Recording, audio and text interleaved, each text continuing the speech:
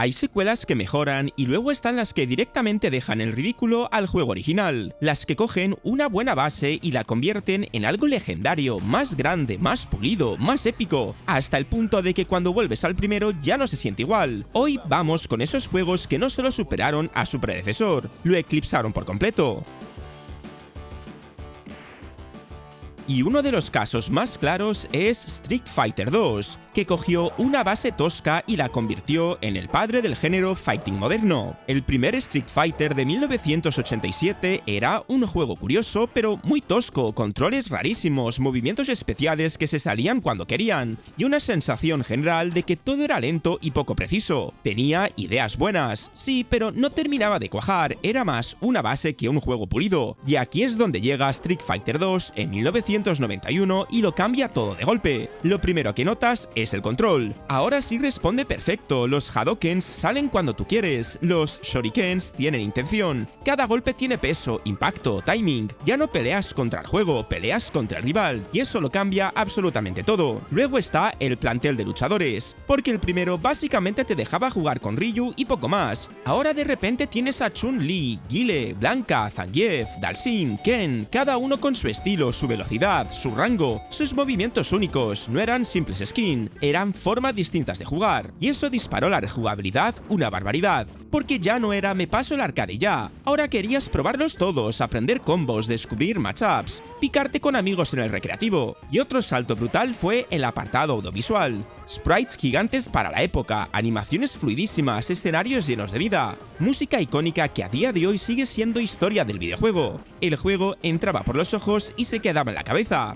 Pero donde Street Fighter 2 aplastó a su predecesor fue en el competitivo local. El primero era una experiencia solitaria, el 2 convirtió los recreativos en arenas, gente haciendo cola, monedas apoyadas en la máquina para marcar turno, rivalidades, piques, aprendizaje constante. Nació la cultura del fighting moderno prácticamente ahí.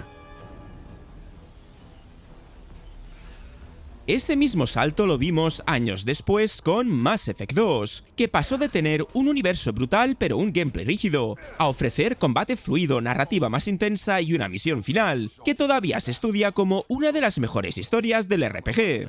El primer Mass Effect tenía un universo increíble, una historia brutal de ciencia ficción, decisiones morales potentes, pero el gameplay era tosco, disparar no se sentía fino, el sistema de coberturas era rígido, y explorar planetas con el Mako era más tedioso que divertido. Y llegó Mass Effect 2, y lo primero que hace es pulir el combate hasta hacerlo mucho más shooter, más ágil, más preciso, más satisfactorio. Ahora cubrirte, disparar, usar poderes bióticos o tecnológicos, fluye natural, ya no parece que estés luchando contra las mecánicas, ahora todo acompaña la fantasía de ser un comandante de élite. También estaba el ritmo narrativo. El primero era muy de exploración lenta, de construir el mundo poco a poco. El segundo va al grano desde el minuto 1. Literalmente empieza con la muerte de Shepard, algo que te deja descolocado y enganchado al instante. El tono es más oscuro, más personal, más de misión suicida imposible. Y ahí entra uno de los mayores saltos, el enfoque en los personajes. Si el primero te presentaba a la tripulación, el segundo te obliga a conocerlos de verdad. Cada reclutamiento es una historia, cada misión de lealtad profundiza en sus traumas, sus motivaciones, sus decisiones. De repente no llevas NPCs, llevas compañeros que te importan. Y eso explota en la misión final, la misión suicida, que a día de hoy sigue siendo una de las mejores finales de la historia del RPG,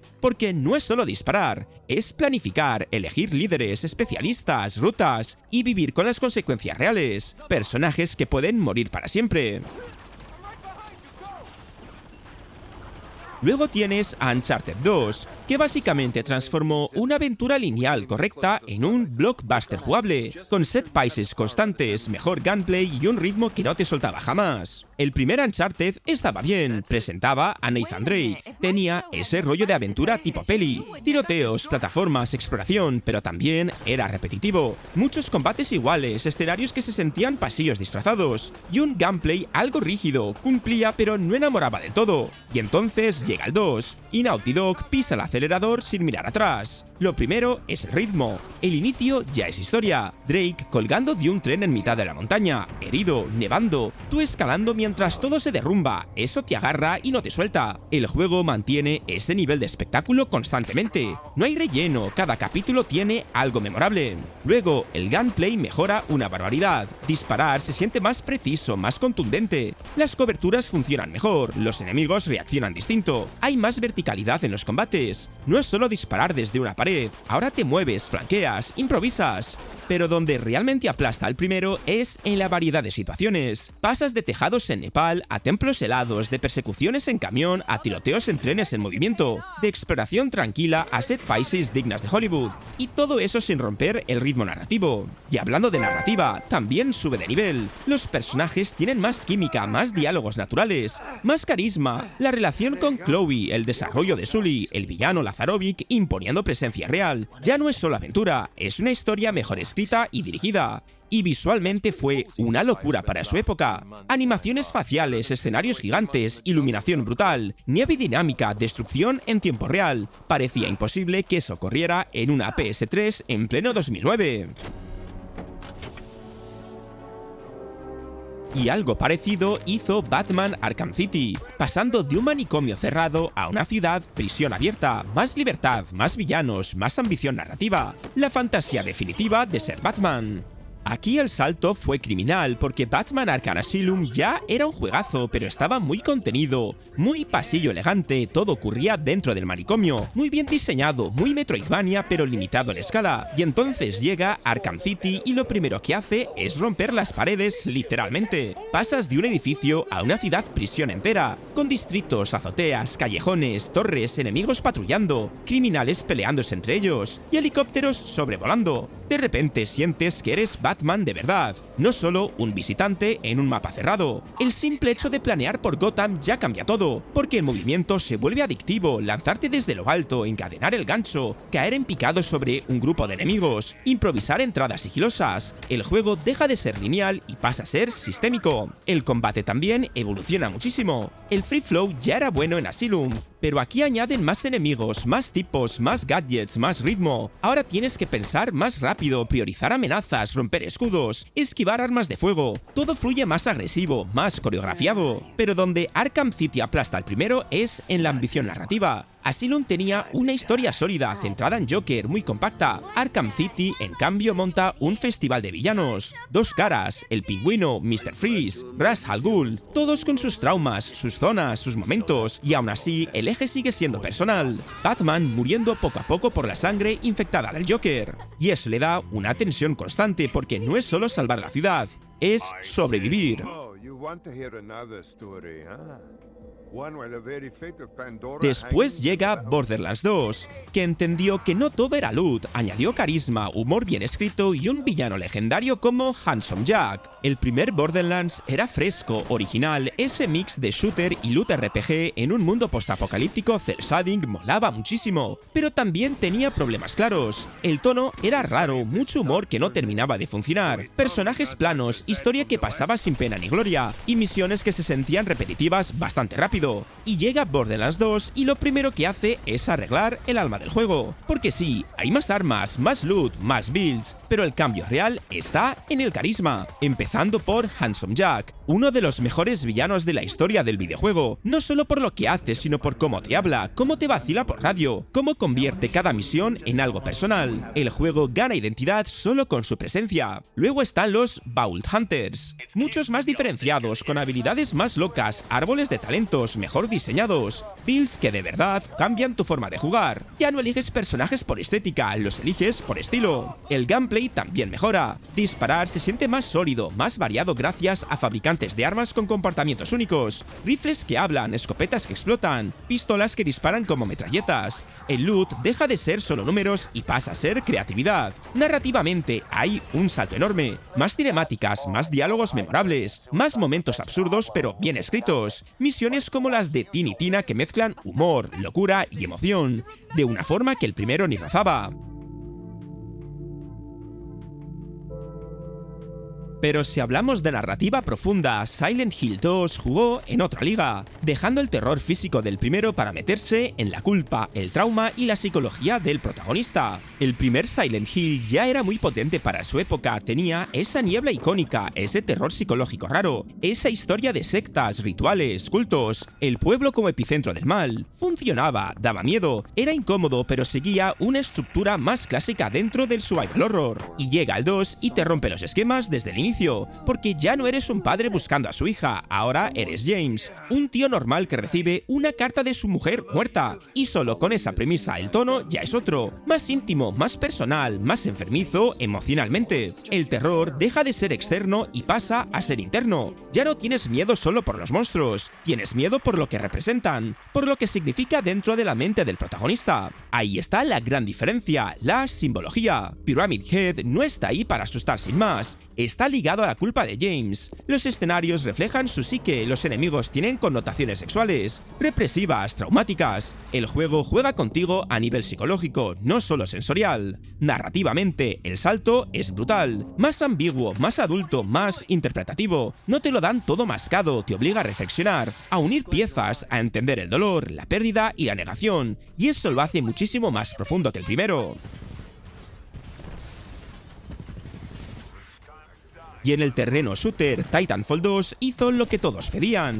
Aquí el caso de Titanfall 2 es de manual de secuela que entiende perfectamente qué falló en el primero y lo corrige sin cargarse lo que sí funcionaba, porque Titanfall original tenía una base jugable brutal, parkour rapidísimo, tiroteos verticales, titanes cayendo del cielo, pero también se sentía incompleto, sobre todo por una cosa muy clara: no tenía campaña como tal, tenía ese modo historia raro metido dentro de multi, con diálogos mientras jugabas, pero no conectabas, no había ritmo, no había personajes, no había momentos épicos diseñados, era más una excusa que una narrativa real. Y llegó Titanfall 2 y lo primero que hizo es darte justo eso, una campaña de un jugador de las mejores que ha parido un shooter moderno. Y no solo por historia, sino por diseño de niveles, porque cada misión introduce una mecánica nueva. No se repite, no se estanca, tienes la misión de viajar entre dos líneas temporales en tiempo real. La de la fábrica que construye casas mientras combates, la del cuchillo gravitatorio, cada capítulo parece una demo técnica distinta. Luego está la relación entre Cooper y BT, que nadie esperaba que fuese tan emocional, porque al final te acabas encariñando con el titán, sus diálogos, su lógica robótica pero cercana,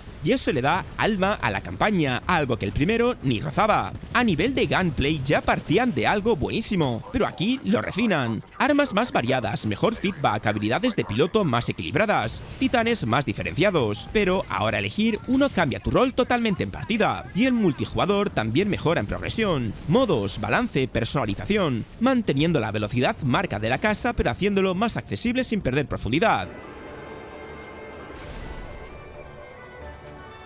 Luego está Kingdom Hearts 2, que aceleró el combate, añadió formas, espectacularidad y una narrativa más épica, pasando de aventura mágica a espectáculo RPG de acción total. El primer Kingdom Hearts tenía una magia única, mezclar Disney con Final Fantasy, mundos reconocibles, combate en tiempo real cuando los RPGs aún iban más por turnos, pero también era torpe en muchas cosas, cámara muy incómoda, combate algo lento, habilidades limitadas, backtracking pesado y bosses que a veces parecían más frustrantes que desafiantes. Y en el 2, Sora es mucho más rápido, más fluido, los combos enlazan mejor, puedes cancelar animaciones, reaccionar al vuelo, usar magias sin romper el ritmo, todo se siente más hack and slash sin perder el toque RPG, más espectáculo, más luces y más impacto visual. Luego están las formas, que cambian completamente la dinámica, forma valiente, forma sabia, maestra, final, cada una modifica habilidades, movimientos, estilos de combate, no es solo un power-up, es otra forma de jugar,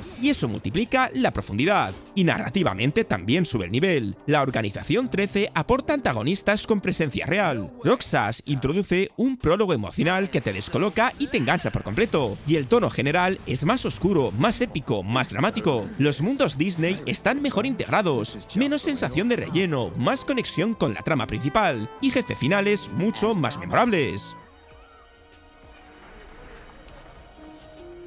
Con Ori and the Will of the Wisp vimos una evolución preciosa. Más combate, más mundo, más emoción, más escala, sin perder la delicadeza del original. Ori and the Blind Forest ya era una joya, precioso, emotivo, con plataformas finísimas, pero también tenía cositas que se notaban verdes, sobre todo en combate y variedad jugable. Y entonces llega Will of the Wisp y lo primero que hace es ampliar la escala sin perder el alma. El movimiento ya era delicioso y aquí es directamente mantequilla. Ori responde mejor, enlaza más habilidades con fluidez, saltas, planeas, te impulsas, te enganchas a proyectiles, todo fluye sin fricción, y eso hace que explorar el mapa sea aún más satisfactorio. Pero el cambio más bestia está en el combate. El primero era más simple, más automático. Aquí pasa a ser mucho más adictivo, más cercano a un Metroidvania de acción. Tienes armas espirituales, arcos, martillos, habilidades cuerpo a cuerpo, builds personalizables con fragmentos. Eliges tu estilo, algo que antes no existía.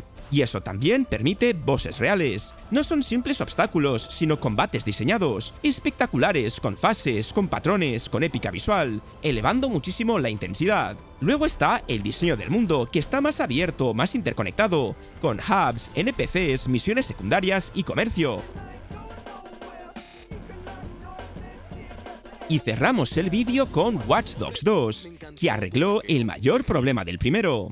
Watch Dogs salió con una losa enorme encima, hype descomunal, downgrades gráficos polémicos y una historia que intentaba ser seria pero acababa sintiéndose fría. Aiden Pearce era un protagonista muy plano, muy hacker oscuro genérico, costaba empatizar. Y Watch Dogs 2 lo primero que cambió es el tono. Pasas de un thriller gris en Chicago a una aventura mucho más colorida en San Francisco. Más luz, más vida, más NPCs haciendo cosas. Solo moverte ya se siente distinto.